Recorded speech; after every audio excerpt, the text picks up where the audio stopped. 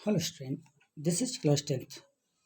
मैं आपको एक्सरसाइज 1.2 के सारे क्वेश्चन अपने प्रीवियस क्लास में एक्सप्लेन कर चुका था। आज की क्लास में मैं आपको एक्सरसाइज 1.3 के क्वेश्चन के बारे में एक्सप्लेन करूंगा।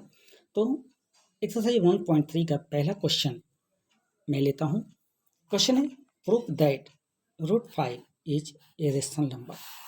तो जब हम देखते हैं, let us assume √5 is rational number. अगर मैंने एज्यूम कर लिया कि √5 क्या है, रेशनल नंबर है, and √5 is equal to a/b where a and b are coprime और b क्या है, नॉट इक्वल टू 0। ठीक है, देन √5 इजकल टू a/b। अब हम क्या करेंगे, स्क्वायरिंग बोथ साइड, दोनों साइड को मैंने स्क्वायर किया। तो जब दोनों साइड को मैं स्क्वायर करता हूँ तो यहाँ 5 √5 का स्क्वायर यानी 5 हो गया, और इजकल टू a का स्क्वायर अपॉन b का स्क्वायर। तो ये 5 जब b स्क्वायर के साथ मल्टीप्लाई करता है तो वैल्यू बनती है 5b का स्क्वायर, यानी वैल्यू क्या मिला मुझे, a स्क्वायर अपॉन 5b का स्क्वायर। तो अगर हम ये देखते हैं कि a स्क्वायर इजकल टू होता है 5b का स्क्वायर, तो हम ये कह सकते हैं कि a स्क्वायर डिविजिबल है किससे, 5 से, क्योंकि a स्क्वायर की वैल्यू दी गई है इक्वल टू करके 5b स्क्वायर के इतनी।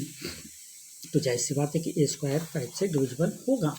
देन हम कह सकते हैं a डिवाइडेड बाई 5। तो अगर a स्क्वायर 5 से डिवाइड हो सकता है तो a भी 5 से डिवाइड होगा। तो अब हमें क्या करना है, तो अब हम यहाँ लेते हैं a इजकल टू 5k, और k क्या है, k को मैं कोई भी एक इंटीजर मान सकता हूँ। ठीक है, तो यहाँ पर जब मैंने लिया था a square is equal to 5b का स्क्वायर, तो इसको मैंने इक्वेशन 1 के रूप में डिनोट किया था।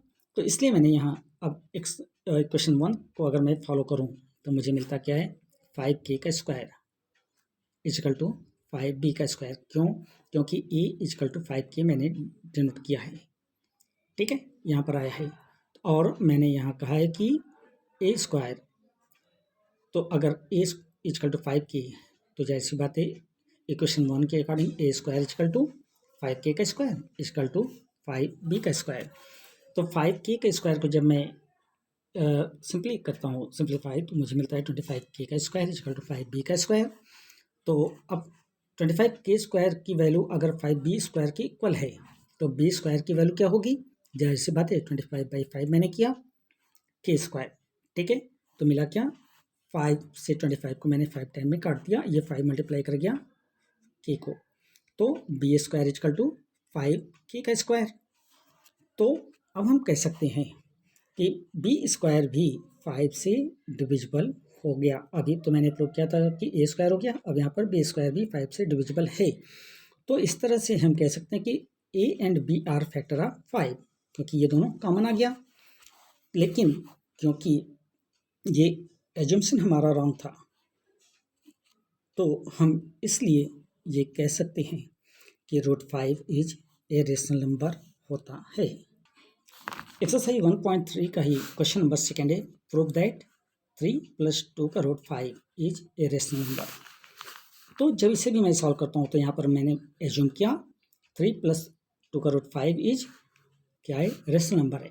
ठीक है, देन 3 + 2 का √5 is equal to a/b where a and b are coprime and b not equal to 0। ठीक है, देन 2 का √2 इंटू 1/2 मैंने किया। तो 1/2 करने से अब क्या हुआ, 2 से 2 को मैंने काट दिया, बच्चा क्या, इजकल टू 5/5 होता है, जो कि रेशनल नंबर के रूप में मैंने एज्यूम किया था। बट √5 को हमने आइडेंटिफाई किया है कि ये रेशनल नंबर है एज क्वेश्चन 1 में जैसा कि ये प्रूफ हुआ था। तो हम ये कह सकते हैं कि हमारा एज्यूम्शन जो था वो गलत होता है, और इसलिए 3 + 2 का √5 ये रेशनल नंबर के रूप में जाना जाता है। क्वेश्चन नंबर 3 जब मैं देखता हूँ, prove that the following are a rational.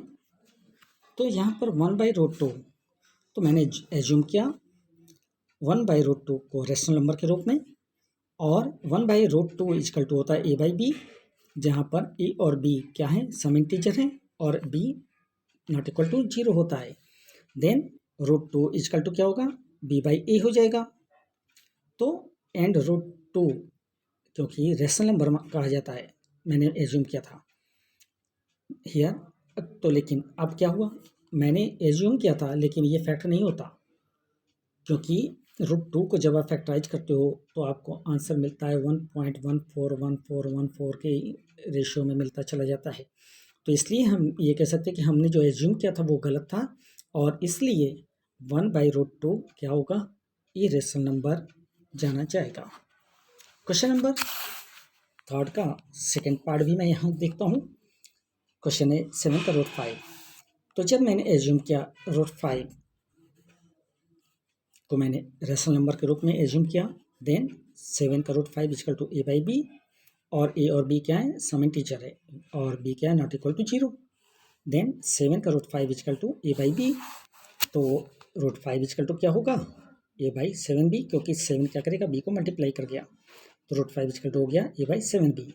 लेकिन क्योंकि √5 क्वेश्चन 1 में ही प्रूफ हो चुका है कि ये इरेशनल नंबर है, तो हम ये कह सकते हैं कि 7 का √5 इज इरेशनल नंबर, ये यहाँ पर प्रूफ होता है। क्वेश्चन नंबर 3 के सेकंड पार्ट के साथ आज की इस क्लास को मैं यहाँ ओवर करता हूँ। अपनी अगली क्लास में कुछ नए क्वेश्चन के साथ, एक नई एक्सरसाइज के साथ आपसे फिर मुलाकात होगी। तब तक के लिए थैंक यू वेरी मच।